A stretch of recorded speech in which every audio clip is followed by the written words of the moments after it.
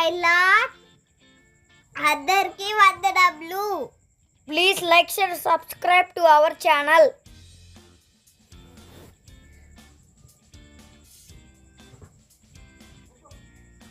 ఈరోజు దేవుని వాగ్దానము. వాడు జలముల యొద్ద నాటబడిన చెట్టు వలె నుండును, అది కాలవల ఓరను, దాని వేళ్ళు తనను వెట్ట కలిగినను దానికి భయపడదు.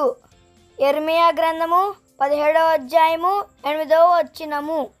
For he shall be as a tree planted by the waters, and that spreadeth out her roots by the river, and shall not see when heat cometh. Book of Jeremiah chapter 17 verses 8. దేవుడి వాగ్దానాన్ని మీ అందరి జీవితాల్లో నెరవేర్చును గాక. ఆమేన్. Thank you for watching this video. God bless.